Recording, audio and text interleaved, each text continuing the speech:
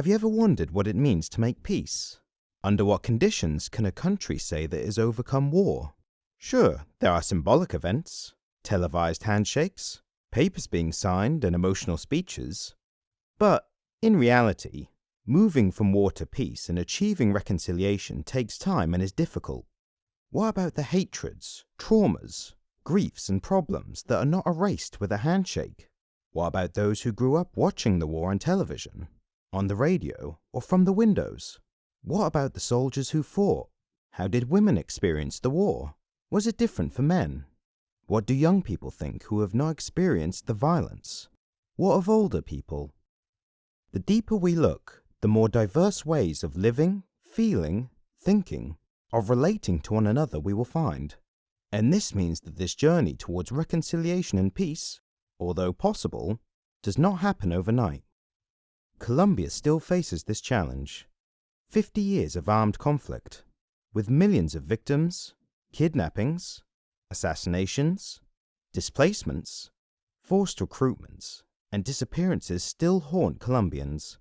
The voices for reconciliation, which began to appear in the 2000s, are already popular in academia and state institutions. But are they in the hearts of the people? We have made progress, of course. Bookstores, universities, and political speeches prolifically refer to peace and reconciliation.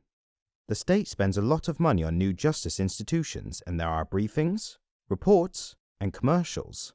But when Colombians express their political sentiments, the image of the other as the enemy, the other who has harmed us, is still very present. How can we move forward? First, we need to understand the polyphony of the concept. This work is being done by a group of scholars.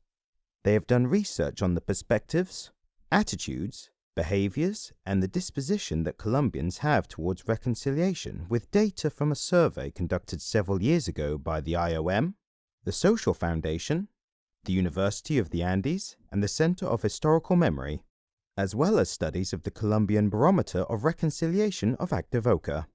Much of this in the framework of the project funded by the Gender, Justice and Security Hub. For example, they reviewed more than 600 texts of academic literature to find out how reconciliation has been defined in theory. They contrasted this information with a survey of average citizens. The conclusion is that the general, intuitive concept is shared by most. Reconciliation means establishing or re-establishing relations with antagonistic others. But it goes beyond shaking hands between war leaders, since it must include both victims and perpetrators or third parties unaffected by the war.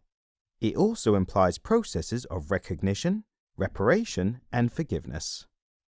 But, again, this is not straightforward, because not everyone feels the same pain, expects the same thing, or wants to reconcile in the same way.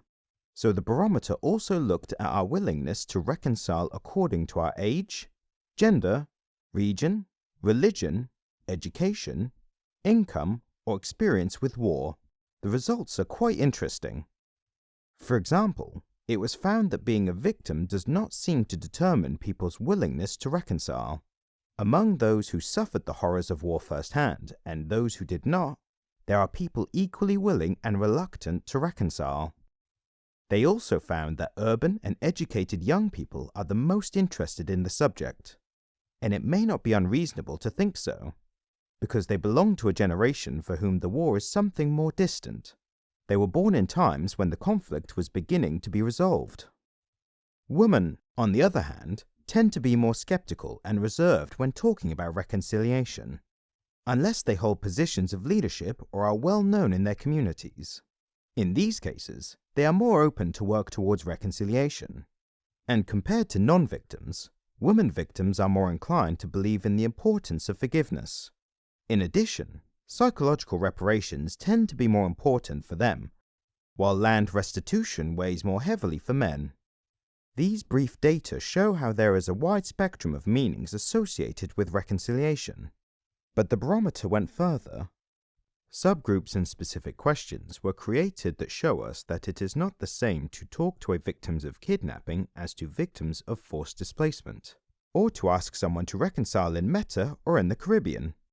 Nor can one treat a skeptic in the same way as a convinced person. There are people who perceive reconciliation as a suspicious and unsuitable political agenda, because they feel that not enough justice has been done or because they do not believe others are trustworthy. Even a person's day-to-day life affects his or her relationship with reconciliation. Those in insecure economic contexts are less willing to forgive or even to establish dialogue with the perpetrators. What is left from all of this? First, we cannot approach reconciliation in a simplistic way. We must recognize it as a multidimensional and complex issue. This has consequences for concrete action. The design of public policies promoting peace and reconciliation, research projects or reports should recognize the specificities of people's experiences in the conflict. Reconciliation needs a lot of dialogue and a lot of patience to collect individual and collective stories. Projects such as the Colombian Barometer of Reconciliation and research by the Gender, Justice and Security Hub shed light on how to achieve this. Help us to break out of the traditional mold in which we have boxed up our understanding of reconciliation and the path to achieve it. There is hope. Peace is possible and closer to reality when we seek the appropriate mechanisms for dialogue, a pedagogy based on differences, and when we acknowledge the pain and suffering of others.